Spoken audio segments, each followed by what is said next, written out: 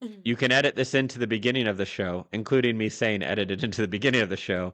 For people, if you're watching this, please do. It's so annoying now to say it, but hit the like button and leave a comment. One thing I've noticed is because I don't say the annoying things about leave a comment or ask you a question to comment on the way YouTubers do, no one actually comments, and then that actually hurts us a lot in the algorithm. And so in future videos, we should actually ask people questions and keep telling. Yeah. So we should think of, things to ask people to comment on for all the future videos and hit like and all that. But if you're watching this one now, please do that. Welcome everybody to the third episode of I think we're still going with the Enfp show. At some point we'll probably change the name. I'm actually fairly sure we will change away because the book I'm working on now is not just for ENFPs, and I'm going to want to talk about other things. But we'll stick with the ENFP show for now. We're on the third episode here. What's going on in your life? In my life, well, it's going well. I mean, I'm mostly working on my creative stuff, recording some videos, sewing bags, which I'm very excited about. Probably I will launch a little capsule next year to sell them. We'll see. Well, A little what? Capsule, you said? yeah, like different kind of designs of the bags that kind Yeah. of go coherent with each other, which is cool. Cool. You were Yeah. studying, for those who don't know, you were studying fashion design in Yeah, Belgium. which is going pretty awesome. I love it. School is the best. There we go. Yeah. Okay, Cool. what's up with your life? We haven't been talking for a while, so what's new? What have happened? I was just thinking yesterday, like when people visit Prague, uh, like sometimes my life is very boring, but I think that's sometimes a gift and a good thing from the perspective of the creator and the entrepreneur. That you get your excitement and that Mhm. from, like when you read about the writers who've had these uh, incredible lives, incredibly in terms of drama, 37 divorces, overdoses all the time, all these things. That's never when they're producing anything, right? That's never when they're actually creating much because you do need a certain level of like stability and routine, usually, Mhm. to produce well. And so my day to day is fairly chill right now. Um, I'm ambitiously hoping for a solid draft of this book I'm working on now before the ENFP Fest event here in Prague. I should remind everyone the ENFP Fest is September 15th to 19th in Prague. So it runs Monday to Friday, but most people will probably come here like Sunday to Sunday or something like that. There are a few tickets left, including one which includes shared accommodation if you happen to be a woman. There's one woman in it now, and there's spot for one more. Probably by the time this actually gets published, I think that will be taken because there's a couple people I've talked to looking at that ticket, but in case it's not. Or if a few more people want it, we can get another apartment always and set that up. So, yeah, that's enfpevents.com as my little. That's our sponsor today. We're sponsored by enfpevents.com. Come to Prague for like the mix of a vacation with your absolute best friends and a life-changing seminar retreat sort of situation. Yeah, so I'd like to get the draft done before then and have been really just, yeah, pushing along with that mostly. And then doing whatever else to just support a good life, good routine, all that stuff. I don't always love everything about Prague, but for writing, there's so many places to go. Like I'm not great at writing from home, and I'm not really a big work from home person in general. So I find it's really been great for that. And then, and this is actually something I thought would be an interesting little topic as well. Is I'm thinking about my plans for winter. I leave Prague every winter at this point. I don't do well with the low sunshine. There's a website called holidayweather.com. I think there's a dash in the middle. And they'll give you like the general averages of a place with weather. So you can check, how sunny is it in January or whatever. And like in November, Prague drops down to, I think it's 50 hours of sunshine in the entire month, which is not a lot. It's like an hour and a half a day on average where you can see blue, basically. Which is not ideal if you're someone like me who needs some sunshine and some energy. I'm a tropical creature, despite my Canadian heritage. And yeah, so I always try to go somewhere, and this year's a little complicated because I have a very dear friend who's announced he's getting married, and it will be in Bali, but exactly when is sort of unknown. Where he's finally clarified, probably February, March. So normally I might go somewhere for like 4 months, November through February, but there's this wedding. So I'm just looking for like 6 weeks in November, like late October into early December. Then I'll come back to Prague because Christmas here is pretty awesome, and probably host like a New Year's party. Which is a bit of the topic here. So with ENFPs, when we are young, we are like jump off the cliff, go for it kind of people, right? Like I remember in my 20s making so many choices financially, like, yeah, I'm broke. Yeah, my business isn't like profitable, but I really want to go to this event in California. And while I'm there, let's go skydiving and let's go drive like ATVs down in Mexico, or like go to Argentina with my friend, actually the one who's getting married, for 2 weeks, or, and I would just like do things with a zero thought of, balancing a budget, let's say, or thinking about how it would work out, right? And in some ways I have regret. I mean, I did eventually go bankrupt. On the other hand, I went bankrupt, but the courts couldn't take all these experiences I had and crazy stories. So, like, if the bankruptcy was inevitable, it was probably better to do it the way I approached it, looking back. But it's...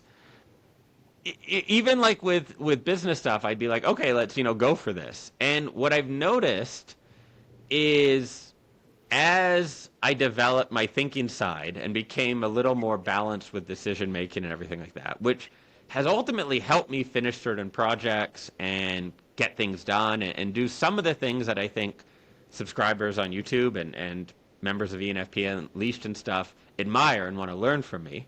Like, okay, how did you finish that? Or how do you actually, make this profitable or whatever? Is I then lost maybe too much of that, like, enjoy life, go for it, do it because you can. Yeah. And so now I'm looking at planning this time in November, right? And what I realized is I was looking at it so mechanically. Like, what is the different prices? I was looking at some Spanish cities. I'm always a little irked in Valencia because when I started going there, it was like really cheap. And then it's overwhelmed by the fake remote COVID nomads, and prices went crazy. But I found myself looking like very, very mechanically in details and, okay, where could I be like the most productive and this and that, and looking over, a $500 difference between different places. And I like had to catch myself. And I'm like, eventually you're going to die, dude. And there's only so many like winters away somewhere cool while you're, working on a book that you have. Like, look at this as like for a lot of people to say, okay, I have 6 weeks to go somewhere in Europe and like keep writing a book, or do the next draft of this book. That's like a bucket list item or something, right? And I'm looking at it in this like super mechanical way, like assessing the dollars and cents. Like, okay, and it might be just that I watch too much Curb Your Enthusiasm. I start thinking like Larry David or something. But no, and I caught myself with that and realized this happens with other things in business as well, right? When you're a younger ENFP, you're like total pie in the sky. Like, I can do anything. And sometimes you're completely delusional, right? It doesn't mean you can't be an astronaut, but if you're scared of heights, right? No, but it's there can be a almost delusional aspect when we're younger, where just based on where our skills are at and the time frame. So it's not to say we can't achieve the things we say we want when we're 25 or something, but that the way we're looking at it isn't really how it will work, right? Like we're not anticipating the steps and things and everything, we need to do. But then the other thing can happen as we get older, we lose that like really ambitious, we can do it. But actually, as you're older, you have more resources, more skills, more network, more knowledge. Like if anything, you can do much more. So it's a bit of a weird thing. We get so shaken up maybe by some of the failures when we're younger that then we like scale things smaller and smaller with it. And I know in my case, the fact that one could argue, financially irresponsible means that now I'm probably overly so, where I'm just like very cautious on it, right? And so, yeah, but I've been switching it around because I've actually realized that myself and ENFPs in general, we do our best when we take a bit of a risk, when we go for something big and swing for the fences. And if I look at, like, I mentioned, going to an event when I was, had no right going to an event financially. And I was like, there's a couple actually that I can think of that like very much changed my life for the better. And it's like, was great decision to do it, right? And same with like, I guess it was 2 years ago, winter was coming up here and I was like, I cannot stick around here. I just started dating Mila. It was a very awkward time to do this, but I'm like, I need to get to Spain. Like I do not do well in winter and I have certain goals with my business, and making that move paid off tremendously. Like it in all sorts of ways, but primarily financially, like that being in that environment and being more stimulated, I made more money in the 3 months I was there than I think I'd made in the past 18 months, something like that. And so it was like the right thing to do. And I think often I forget how much I perform when I'm excited and under a bit of pressure and the environment's amazing. And that.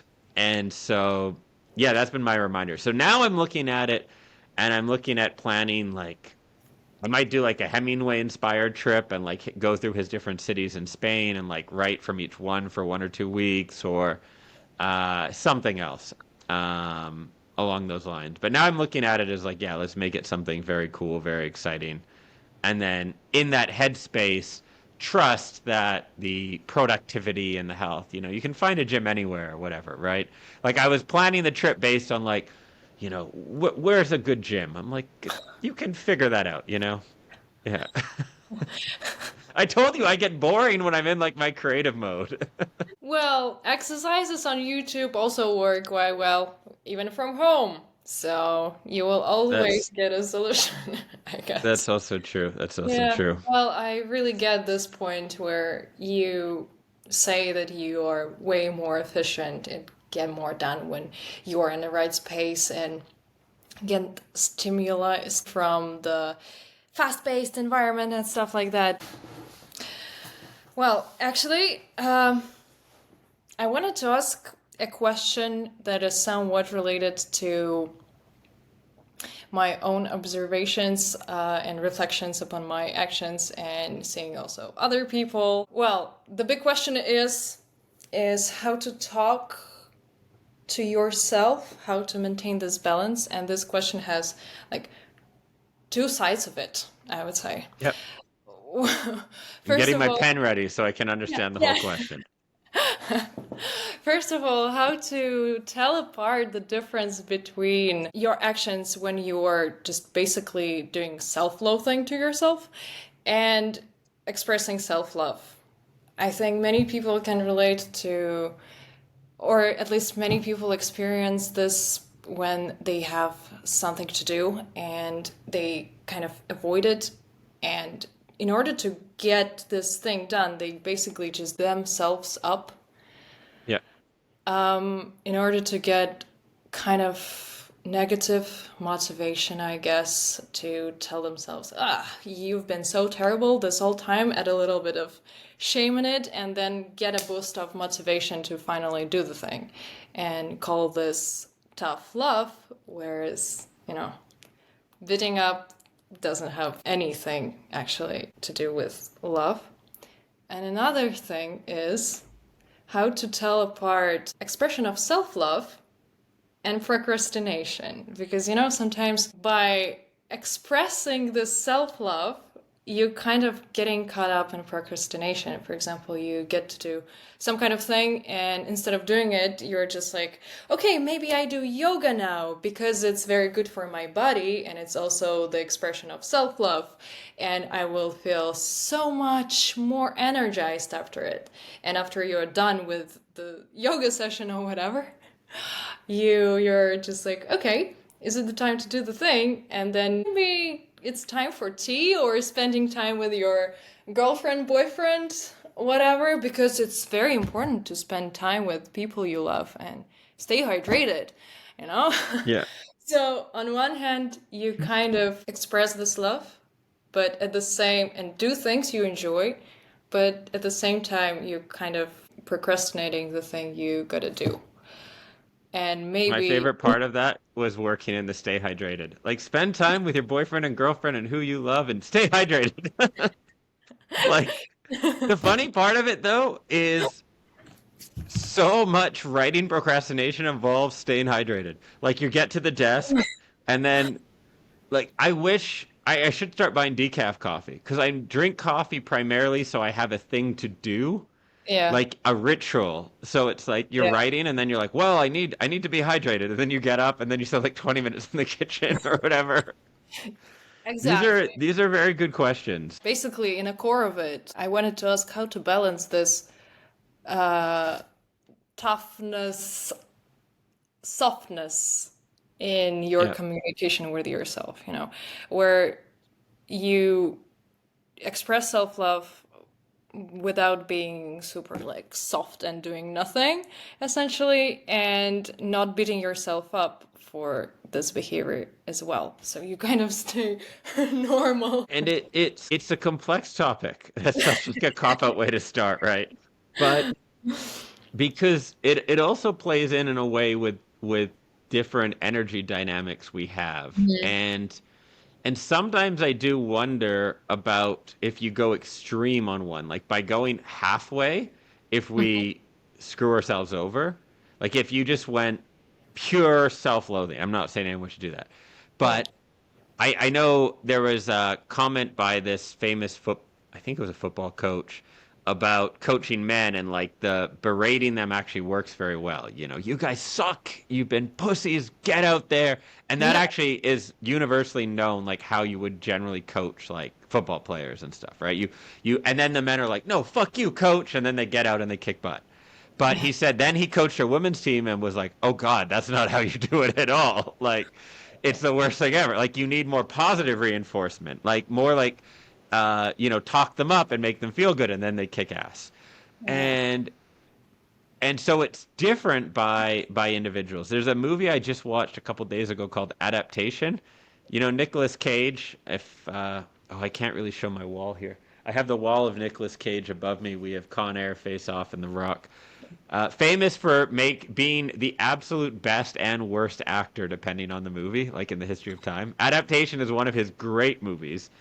And if anyone you want to get into like negative self-talk, that movie's amazing. Like just it the it's written by and about being this relatively famous, successful scriptwriter, and his self-talk is ridiculous, just beating himself up all the time.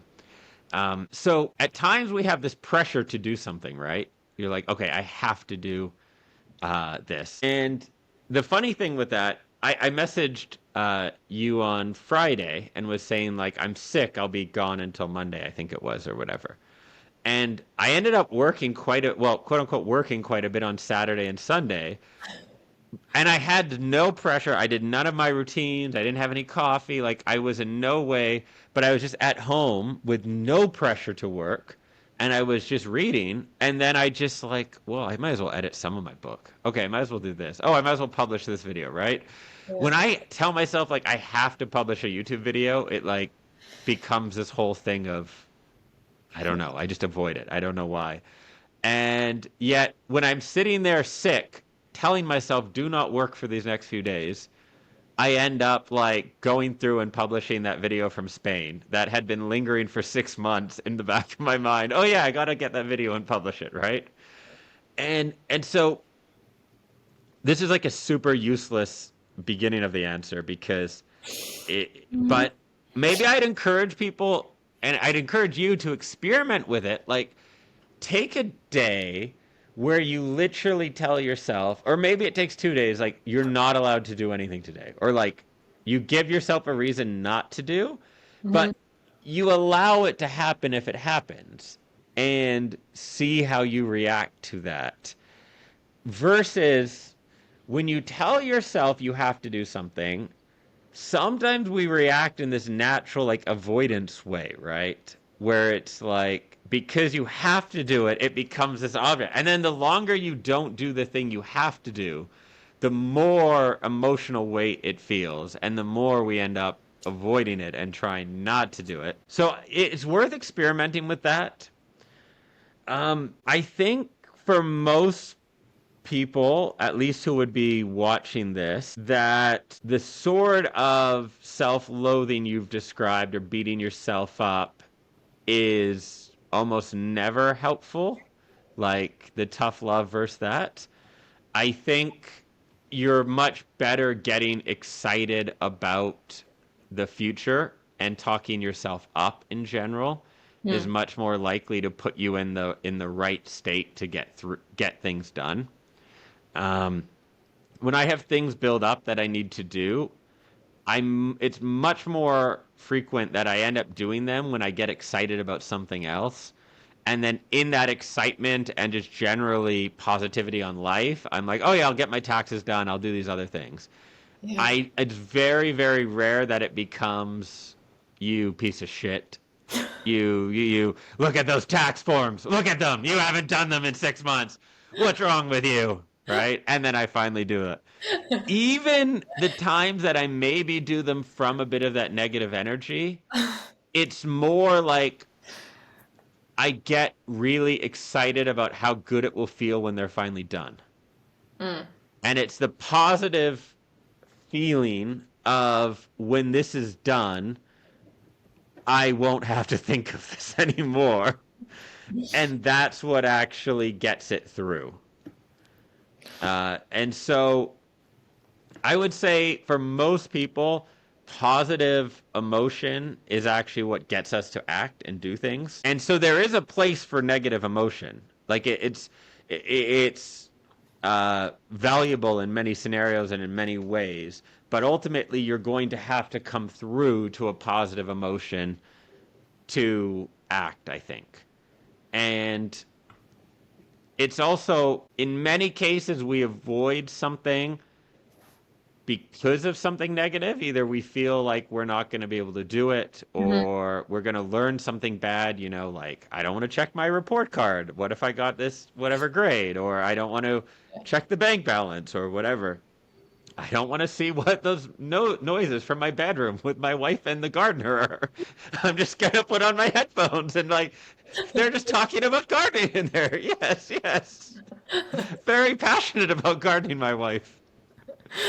So if you stick to more of the positively charged emotions that are going to make you feel good about yourself and you build your confidence, the more confident we are, the more capable we feel that we can take things on as well, right?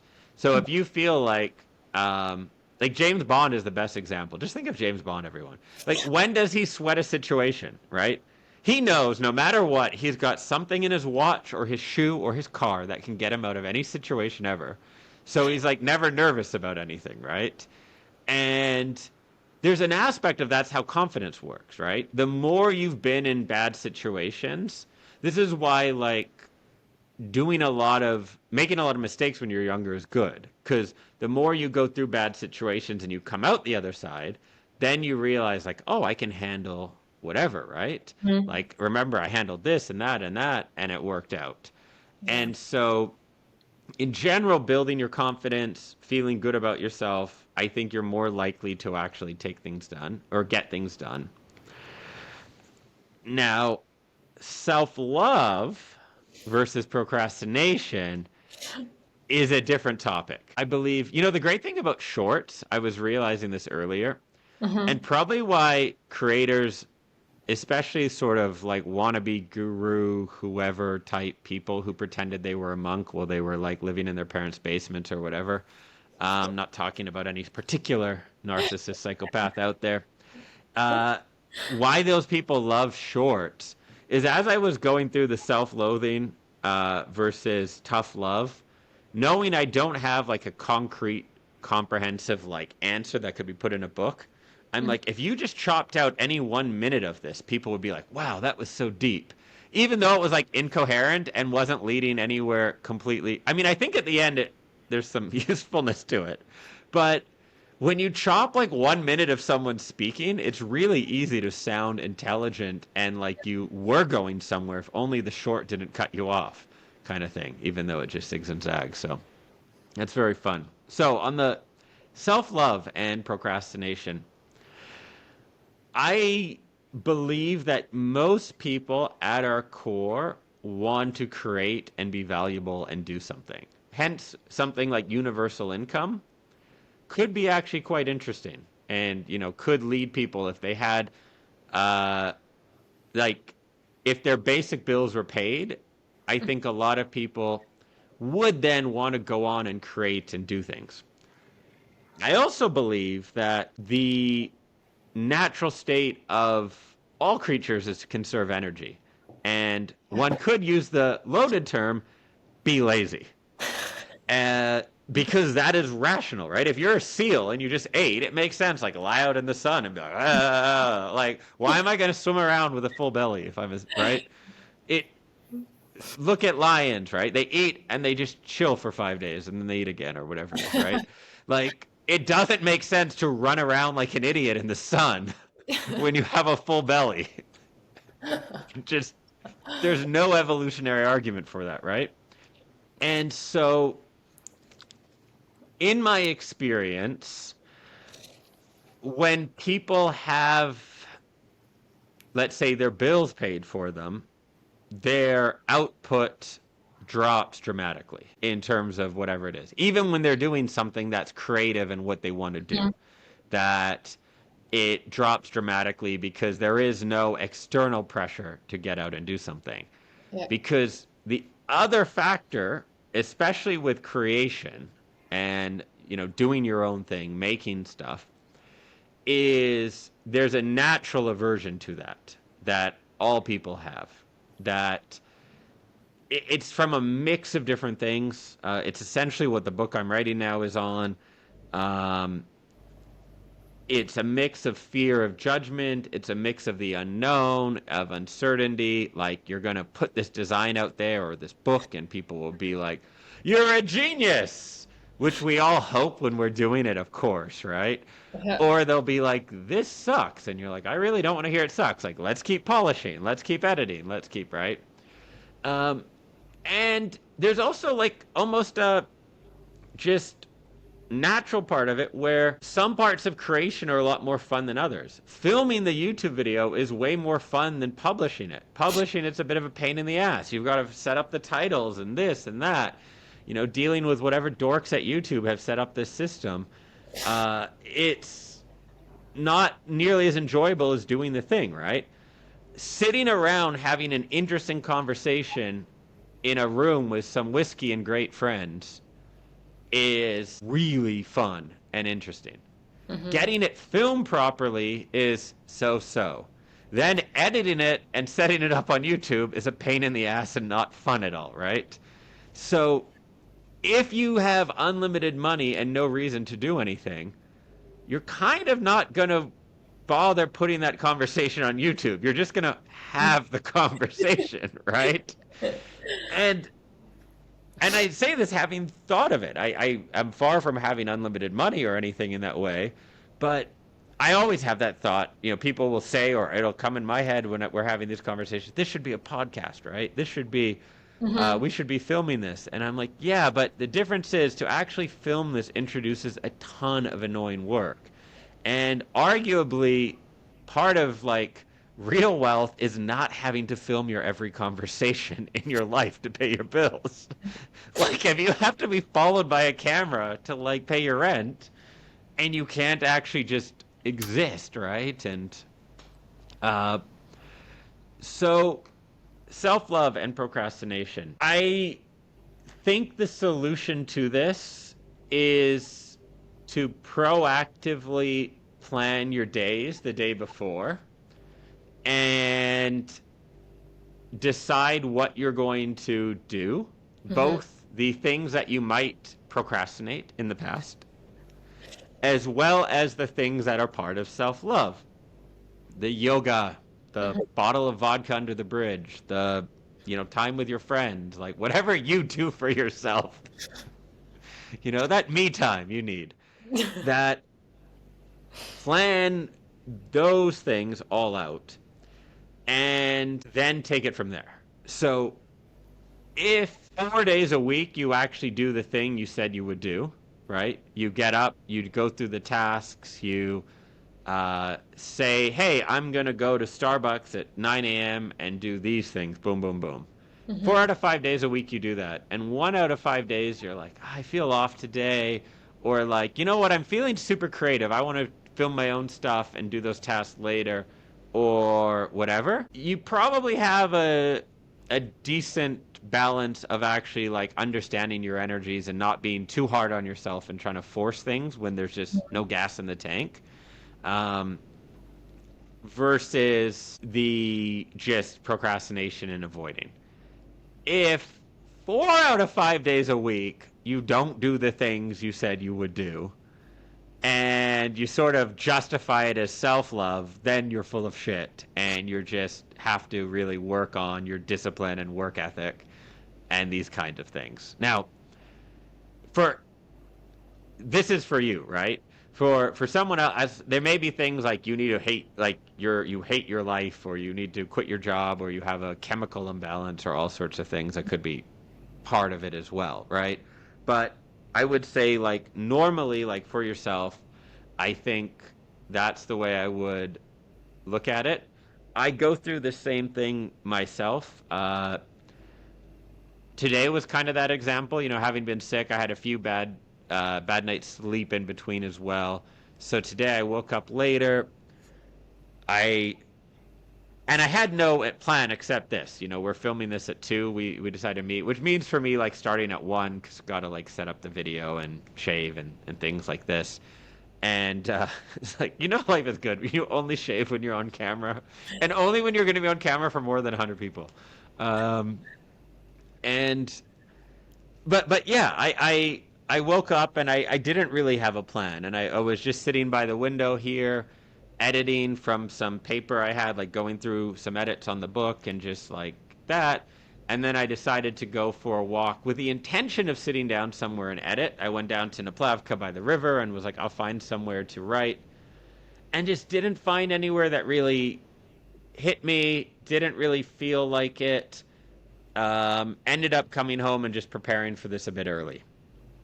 And I would say if I evaluate, like, was that procrastination or not doing the thing you're supposed to? Not necessarily even procrastinating, but not doing what you meant to do, or self-love. Say it's like for myself, 50-50 today, where there's an aspect like I've been sick. I don't want to push myself too hard, and I do kind of trust my creative energy and focus, like how I'm feeling on a day-to-day basis.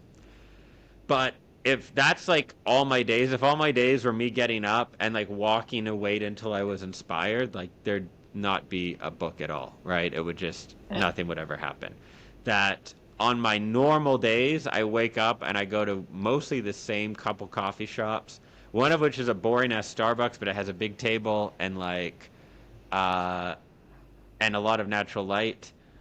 And I just make myself go there and do it, kind of thing. And so our minds definitely adjust. If you give yourself, it even happens like if you if you've ever had this experience, like in the afternoon, you're a bit tired.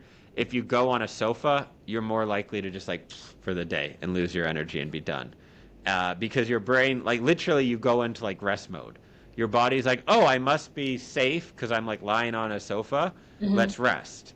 You're sending that signal to yourself. Whereas like if you eat lunch and go for a walk for 20 minutes, you're much less likely to go brain dead after lunch and not get anything done. And yeah, and I often will fight the impulse. I'll have the impulse like, no, you should take it easy now.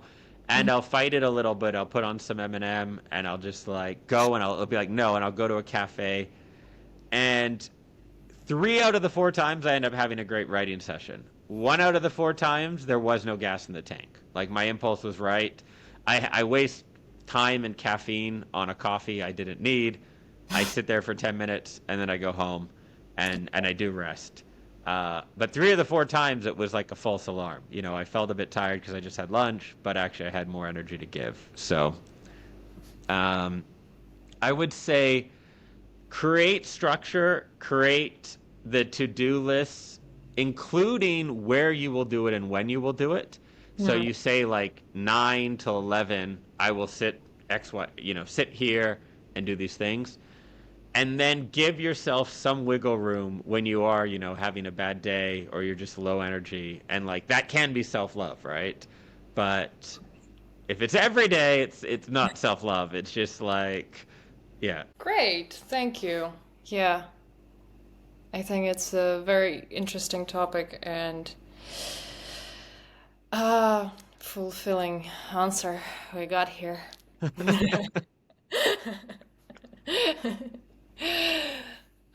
Another thing, which is also quite interesting and I think might be very relevant for ENFPs in particular, is as it's relates to being a freelancer and working on your own. I find it sometimes that it's way more difficult to work on your own projects, whatever it is, than doing the same kind of stuff for another person.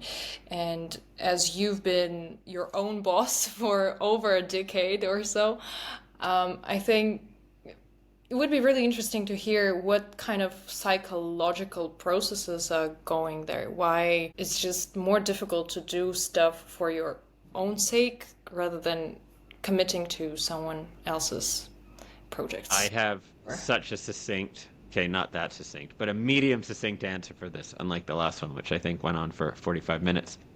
So why is it easier to do things for other people versus our own projects? There's 2 types of motivation, intrinsic and extrinsic. Extrinsic is carrot and the stick. If I do this, I get, an apple. If I don't do it, I get a stick to the ass. Intrinsic is I do this because I really enjoy doing it. This is not new to me, but just by chance I was watching a Jerry Seinfeld commencement speech right before we spoke, essentially. And he said, for the young generation, like your 2 issues are losing your sense of humor and thinking too much about the money.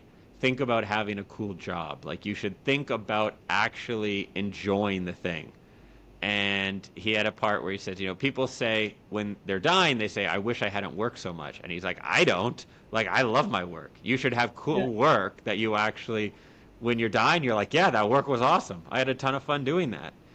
And that is something that I've realized over the last however many years, learning to love the day-to-day in the process. So when people ask me about a certain career or business they could do and they're really focused on the outcome, the money, I'm like, you're never going to succeed in it. You need to focus on you actually love doing the thing. One of my good friends here is a YouTuber. He'll probably come out with us one of the nights at the event. And he built a very big channel in Spanish on politics. It's, I think, probably the biggest in the world on it. And then essentially he got very much betrayed by these partners he was with that he had actually brought on, like it was his business, he made it. And and I can say this because I was with him when he came up with the whole idea before they were partners. Like, I don't think he's allowed to say it because like legal stuff, but like I just from my own experience was with him when he came up with the business before he had partners. So he was backstabbed or whatever, in my opinion, and he started a new channel, and it's already like better than the one that had like 6 years running and has a whole team, and is just like crushing it. And you know why he's able to do that? Because he loves making videos. His whole goal, when we met, he was a graphic designer, and we met at a co-working space. He was asking me, like, we'd talk about freelancing advice, and I gave him a few tips or things like that. And he just said, I wanted to do something with video. Like, he studied film at school, and he loved video. And his biggest personal passion is politics. Mm-hmm. So he just combined his skill of film with his love of politics and made this thing. And I never once has brought up money to me. Like, I've never heard him talk about money, finance, mm-hmm. anything like that. Mm-hmm. Because he just he's like thinks about making great videos, and he loves the topics, and he loves doing it, and you know, it's worked exceptionally well for him. And that's intrinsic motivation, which is what we all want. Now, that gets beat out of us around age 4 or 5 by teachers in most academic systems, and then our parents who offer us money for grades or a treat, or, you know, if you don't get a good grade, you get punished. If you get a good grade, you get a reward. It is not possible to have both intrinsic and extrinsic motivation at the same time. At least at the same level. I like, as I say that, I'm like, I'm 99% sure I'm remembering this right. So basically what happens is, if you have something you love doing, and then you're given a reward for doing it, you'll naturally stop enjoying it for the sake of the task, and you'll be focused more on the reward. Now, this isn't like totally universal. Like, for instance, in a job environment, like how we work together, you're getting paid, but it's not like every minute I have like a dollar bill dangling in front of your head, right? Or it's like, you're doing this to get this money, right? I think you more think of, I do this, I want to make this video good, or I want to do this, or I want to do that. And then you just know, like, hours are tracked and you're getting paid and everything like that, right? Whereas, like, imagine if, like, there was, like, bills held in front of you, and you're like, when you do this task, you get this, right? When you do this. And that's used to be how jobs were. Like, factory jobs would often pay people, like, by the day, because people would quit so often, right? So you went, you worked the day, you got your money, and you did it just for that. And so when you're working with external deadlines and other people, you have some kind of extrinsic motivation. That can even just be the personal relationship accountability, right, with it. For yourself, it becomes more intrinsic, like to enjoy the thing, especially in the early stages when you don't have any external accountability. Like publishing deadlines, or, for instance, when you launch this line of bags, if you choose to do that, if you have stores being like, hey, where's the next designs, then you'll have this extrinsic motivation with your own business as well, right? But that early stage for your own thing, you don't have the extrinsic motivation yet with it. And so there's a couple solutions for it. One is leaning into the intrinsic motivation, which is what I try and do with writing, for example, is just telling myself, like, just be present today with this chapter. You know, what you're going to, like, enjoy writing this, enjoy editing this, and actually make it about the process. That's how I tend to operate most, but not all of the time. Then the other part is you can bring in extrinsic motivation to your own business, which is when I think about, like, sometimes I need a boost of energy, and I will think about how great it would feel to be praised. Like I'll imagine someone reading the book and be like, "This is amazing," or like it's selling really well, or someone saying, "Oh, you wrote that book," like at a party or something. And I'll play to my own ego, which if you live on that is not very healthy. Yeah. But when you've had 2 writing sessions, you're tired and you want a third, that ego can be a great tool, right? Ego or greed can like be a source of energy with it. And so people who operate only based on external rewards are going to die unhappy usually, right? Yeah. But that does not mean they can't be great tools to give you a boost of energy, right? To think like, yeah, I want to take this cool trip, or I want to be praised, or I want to go by a store and see my bags hanging in the window and people like talking about how great they are. As long as that doesn't consume you or become the only thing, I think that's a good energy to tap into as well. And yeah, so I would focus on those 2 tools, like being very present when you're designing or creating your own stuff, and just telling yourself, I'm going to take an hour and a half, get rid of your phone, internet, like things you don't need that are distracting, and just tell yourself, I'm just giving myself time to be present and to create. And then, if you need it, getting extrinsic motivation from more like the ego stuff, like imagining your own success, imagining how great it will feel, imagining how wonderful it will be, like that's a totally fine, normal thing, right? I love Midnight in Paris. I watch it at least a few times a year. And there's the great scene with Hemingway and the writer where Owen Wilson is being very timid. And Hemingway's like, if you're a writer, damn it, declare yourself the best writer. And then he's like, but you won't be as long as I'm alive, because I'm the best. But like, there's a thing to that, right? And we all know those like narcissistic artists. Prague has many who are like not good at all, but they're like really good at promoting themselves or like pushing their work. And I think we're turned off by that, right? We're like, I don't want to be that person. But then what happens is the people who are actually quite talented never promote themselves. And the narcissist kind of fake artists end up dominating the scene because they are more like business people than actual artists, and they push themselves out there. And so in a way, it's like an obligation of the artist, like the truly talented one, to either get someone else to help promote them or to do it themselves. And yeah, the part I didn't mention, which I'm sure you've thought of and heard, is the idea of like setting up carrot and stick rewards for yourself, like treating yourself like your own employee. Okay, you're going to get this much done today, and then you get a candy, or like then you get this, or sometimes there is something for that. Like it can be useful, but I think what I mentioned are going to be much more powerful than that. But there are times like I've done it occasionally where I there's a few things I really need to get done I don't want to do, and I'll just say, when you get these done, you get to go watch a Fast and Furious movie or whatever, and I'll like literally use that as my reward, and it works. Like I do get the thing done. You just don't want to train yourself to be like this puppet that needs like, constant rewards all the time, because long term that's not how you want to be. But short term that can also be a decent trick. That was not much more succinct than the last answer, but I did my best. Thank you. Yeah. Also, you brought up that before that you have a topic you want to discuss about ADHD and how you work with that.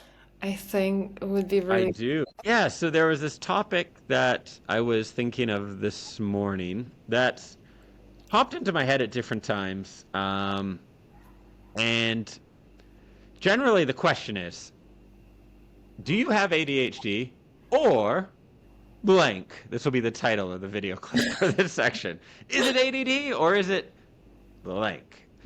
And I'm going to start it off with a weird place in my thinking with it. So I like to read old explorer books, like not fictional ones, like the actual books by whatever explorer went to Africa in like 17 something, and then like they have their book they wrote back then about what they did. And you can get them all for free on Project Gutenberg when they do exist. And yeah, yeah, I don't know. I find it interesting to read like the first, accounts and all these things, right? People exploring. And one of the topics that comes up in that, it's the same in South America, in Africa. It's not like it's this language will be used by whoever they are, the colonizers.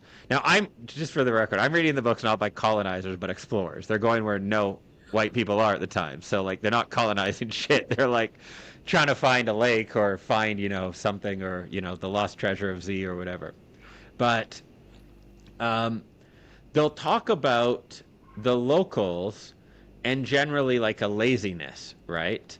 So I think it was in a book on somewhere in South America. I'm forgetting, but it was like talking about the lack of work ethic of the locals. And I know like there was this discussion with the monster, the King Leopold. Oh, of your current home, Yeah. the Belgium king, who was just an absolute monster in the Congo. Yeah. And people would write about, oh, they are not the hardest working people. And you're like, yeah, probably because before you came along, they were like, living a pretty decent life. And you're asking them to like, get rubber or cut down trees or, poach ivory or build railroads or whatever shitty job it was. Mm-hmm. Like, yeah, I would be pretty miserable too. And I don't think I would really want to do any of that. Like, no wonder. Like, it was as if the people not wanting to turn into these industrial machines were looked down upon. Like, oh, they have a low work ethic. And you're like, yeah.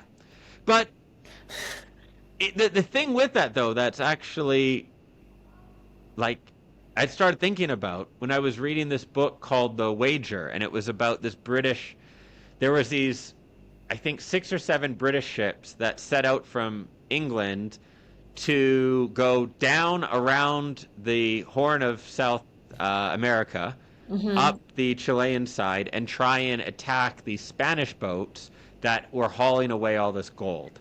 So it was like government, essentially it was meant to be piracy, right? They were going to go attack these boats. But it was from the government. What a lot of people don't know back then is that for the British Navy, like if you were just hanging out drinking at a bar anywhere near a port, you were 50-50 chance of getting kidnapped and made into a sailor. Like most of the sailors were not volunteer. They had teams of people who'd go around and they'd literally grab you, they'd pull you, you'd be on the boat. Your family wouldn't know what happened to you. And next thing you know, you're like in the British Navy. And so it was not like people were lining up because it sucked. It sucked so bad. I encourage anyone to read this book, The Wager. The conditions on the boat, aside from being trapped with just all dudes in a small room eating crummy food for like months on end, it's like a quarter of the people were dying of disease. There were rats. There was lice. It was like an awful, awful way to live. So most of these sailors were basically forced to do it. Sometimes not just forced, yeah, like I said, economically. It was like literally you're dragged on, you can't leave. And they, in the British Commonwealth in general and like the Protestant world, we have this thing of like the farmer's work ethic, right? We really take pride in work hard. Like you get up early, you do a good day's work, you work hard. This is very much built in the culture. It's a point of intense pride, right? And some other cultures have it, but I do think like the British Protestant is like the extreme, right? You compare it to Catholic countries. Catholic countries much more balanced on enjoying life, right? And in this book as well, The Wager, they were talking, if I'm remembering right, these books all kind of blur together, but they were talking about some of the local ways of being, right? The indigenous people's ways of being, who were like, by all accounts, like so loving and kind and like really the nicest people. And they're like, yeah, but the work ethic comes up. And what it is though, is this industrialness. It's not the evil white no, that's like would be if it went in the ass. Colonializers, I guess would be the word. Colonizers, whatever. It's very hot here in Prague, everybody. Um, it's that this mindset, I would argue that those white sailors were the same victims of it, right? Like, that Yeah. is a very terrible life. So these sailors who then would go on and end up doing terrible things to people they would come across, they were also victims of the same thing. And they were in such horrible states of being that, how, like, be honest, anyone watching this, right? And I want your answer is after, like, imagine you're on a bus trip for a day and a half.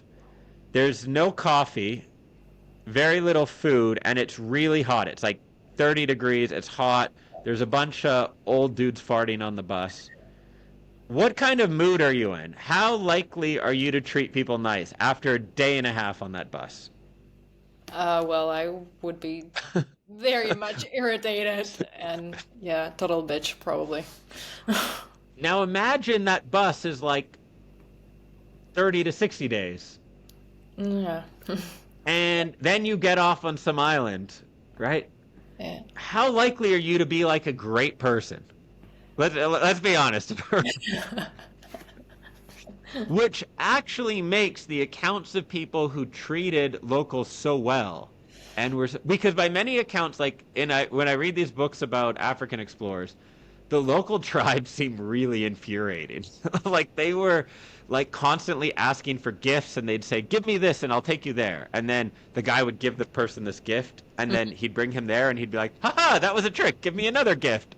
And I'm like, if I was that dude, I would have shot the guy like earlier, right? It's just like these crazy games and these whole things and this but you have to, yeah, imagine the situations people are in.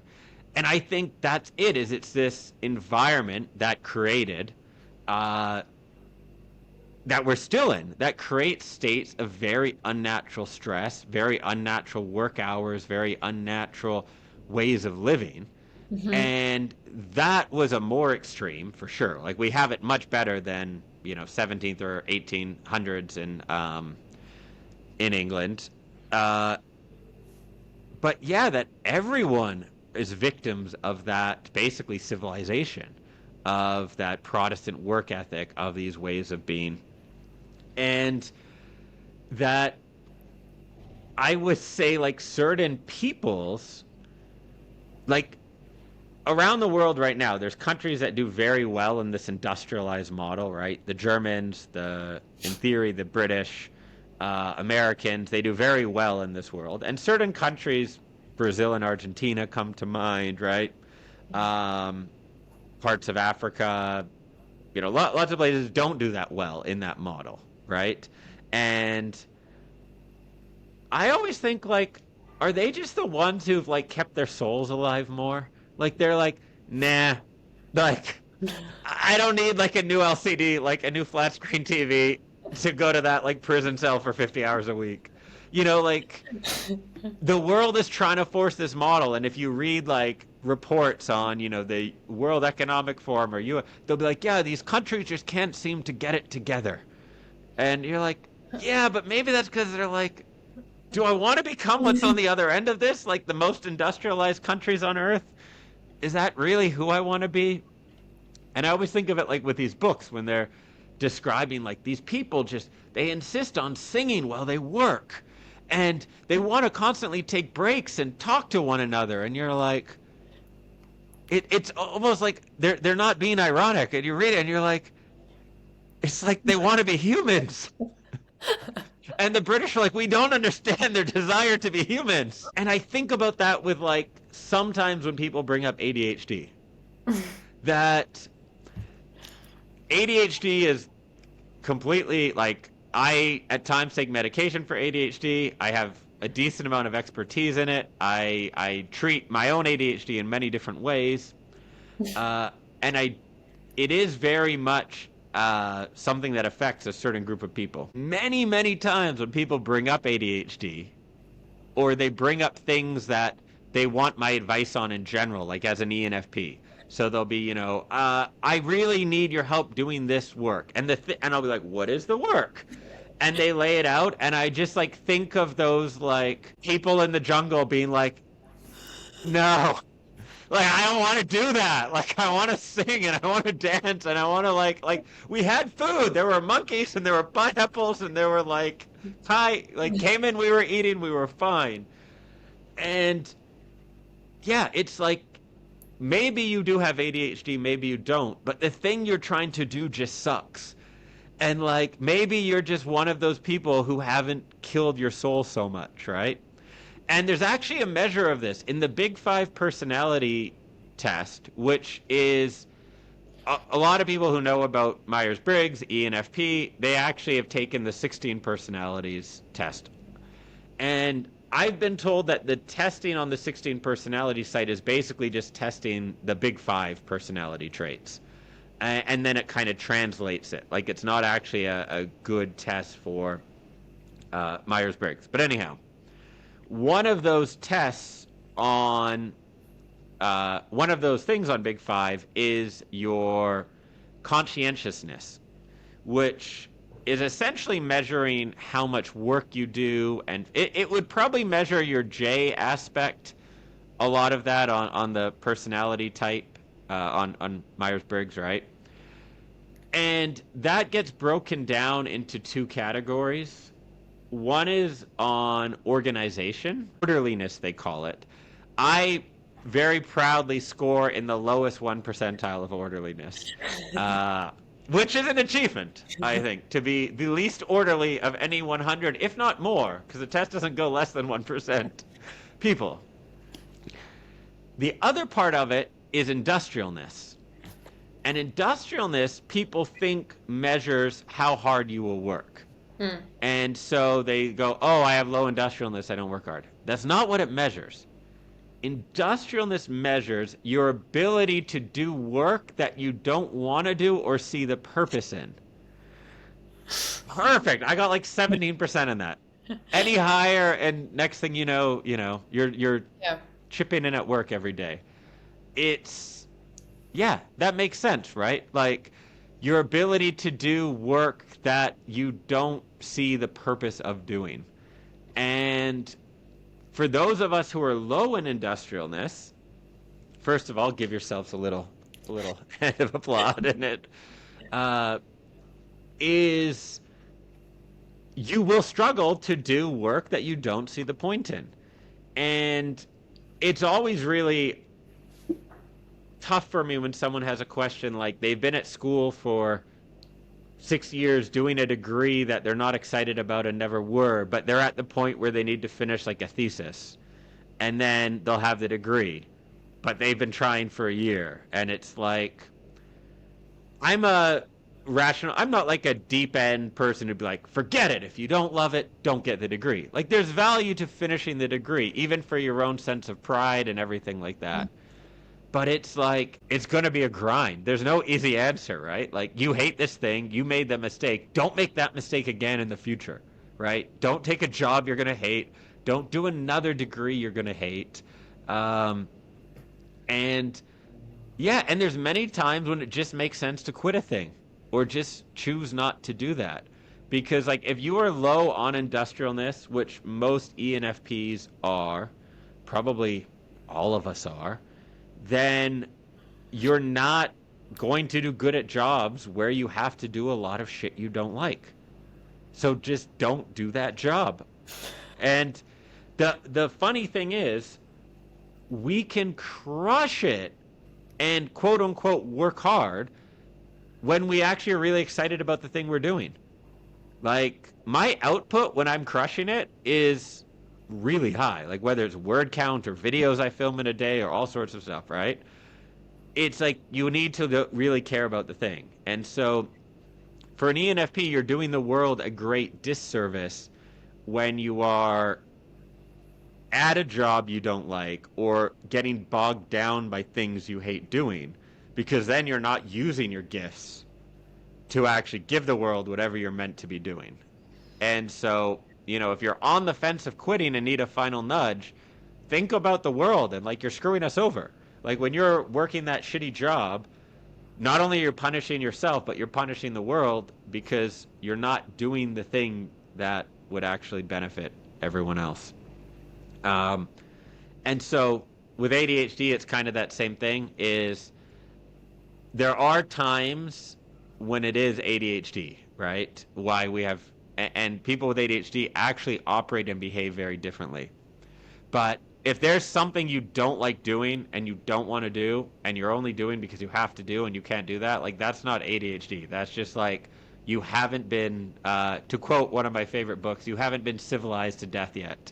Um, and that's the title. Civilized to Death is a book I'd recommend for everyone. Um, Wow. yeah, accept any work you need to do for me, and and just take whatever pills you need to take. Have the Red Bull, cocaine. I think Belgium has a lot of cocaine. Whatever you need to do to get it Yeah, done. because you know what? It has a great port. And a lot of EU Probably a lot of politicians. seals as well. Yeah. Well, I had another question. I think it goes very well with this last topic we had about ADHD because nowadays the Instagram and all of the social media platforms kind of push this, as you said, guru kind of people, and there is a lot of content dedicated to therapy and stuff like this. On one hand, I think it's very helpful because it kind of normalizes the talk about it at the first place. But I feel like there is a lot of misusage of it as well and self-diagnosis. People just take bits of information there and here. What's your take on that? I feel like many people just self-diagnose them on ADHD or something and other things, which might be not the best. I have a question I'm going to ask you in a minute, or something I want you to explain to everyone. Yeah, it's this topic. It even comes up with personality type. Yeah. On one hand, knowing your type, people can see as limiting, right? I think especially people who don't understand Jungian psychology and how it really works are often thinking it's very limiting. So they say, I don't want to be told what I can do or what, Yeah. I am. And honestly, most of the content around personality type online is very limiting. It's very it's a topic that gets a lot of searches, so a lot of people write about it who have no business writing about it because just like a career blog or whatever, and they're all kind of just cannibalizing each other. And so on one hand, though it can be limiting, but on the other hand, it's actually, if you think like, okay, is it limiting to tell a bird that it can't swim, or a dog it can't fly? You're like, it is limiting, but it probably helps them figure out like where they should focus their efforts, if you will. Tell us about you brought this up to me when we were talking at that cafe, the SCAR study. Yeah. Yeah. Tell, Yeah. explain that. Well, basically, the study goes a little deeper than that, but I will probably simplify because there were some other aspects and other things they've been doing. But basically, the idea was to have a group of people having a social experiment. On one group of them, they put a special gleam of a scar on their face and told them to record any kind of communication, miscommunication, or different like weird looks they might have been getting or whatever from the public being out there. And just before they were leaving the room, the person who was applying this entire thing on their face removed it. And there was a very significant shift in what they reported as it comes to weird looks and stuff like that. People were seeing proactively things that they felt are taking place, but actually didn't have anything to do with the reality because they didn't have a scar on their face and they misinterpreted the look. Yeah. they perceive biases against Yeah, them and yeah. different treatments and things. My English today is just living. Mine too. I think I've like mispronounced a dozen words. I've caught myself as it come out. I'm just gonna leave it.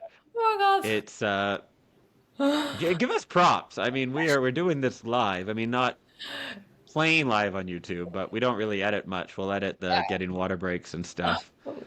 Uh, yeah, I asked you to bring that up, and I think that's a really that study can be read into many different things, right? About basically how we project and we, read into things. But I think on the mental health side, there's that aspect of once you start believing something about yourself, how it then affects all your interactions. A friend of mine is a professor in Europe, and he was just asking me because of what I do. And he's like, hey, can I get your take on uh, bipolar? And he was saying there's this woman, American student he had, and he's like, she's such a pain in the ass. And he's like, all the American students are, and he has American history, or like, but he's yeah, which makes sense because in Europe they don't really take the kind of like they don't baby people and stuff the way I think probably American universities are right now. But he was asking me about if he acted right, and she was bringing up this doctor's note where she's like, "Hey, I need these special things for my exam, right? We have to write this exam." And she's like, I have bipolar. And she had a note from a doctor from like another country, like not America or Europe, which was weird already, right? But she's like, I need extra time and I need all these different things. Hmm. And he was like, is that true? And I was like, well, with bipolar, it's actually would depend, like, because sometimes someone's not in a state where they could take the test at all, and other times their mind is actually buzzing and they could probably take the test faster, and other, like, but it was, long story short, he kind of was like, we can only, it's not up to me, talk to the university, and she kind of kept asking for different things, and he like literally just said to her, just like, you'll be fine. Like the test was on American history, and she was from America, but they were Europeans. So he's like, you don't need to like you're just gonna pass it. It's Yeah. in English. All your colleagues are not native English speakers. You're from America, and she's like, no, I need this. I need this extra, this and this. And he literally was just saying to her like, uh, I'll pass you no matter what. Like, just because Yeah. she was asking for all these things which were going to be a pain in the ass for everyone to deliver. And she kept insisting on these things to the point where she ended up having to retake the class. Like she had to do another semester because like she needed it her special way. It was very weird, the whole dynamic. Um, and it did make me think of like this is a person who clearly wasn't being like they were diagnosed by someone on the internet in Yeah. another country. They were making their own life way harder due to this diagnosis. Like he was saying to me, he's like, I would have passed her no matter what. Like, and she would have passed no matter what. It's like, but she kept wanting like this special treatment and all these extra things because of like her diagnosis. And like, it doesn't make any sense. And also, if one day she becomes a lawyer, like, how does she think law works? Like, you have to be able to perform under pressure and do these things, right? And yeah, her ambitions were to become a lawyer later. And so, yeah, I think the focusing on what do you think? I need to think about what I think more. What do you think about this topic? Well, I think sometimes people get caught up in their persona. They kind of create themselves. They create the story about themselves, and then it starts to influence their life accordingly. Like they take some random facts, maybe not random facts, but some facts from their past. They stick to them. They truly believe that this is their identity, and they build their future based on that. But sometimes it's indeed very limiting. There's this phenomenon in medical school called medical student syndrome, which is everyone kind of knows about it, right? Like when you read about a disease, you think you Yeah. have the disease. Yeah.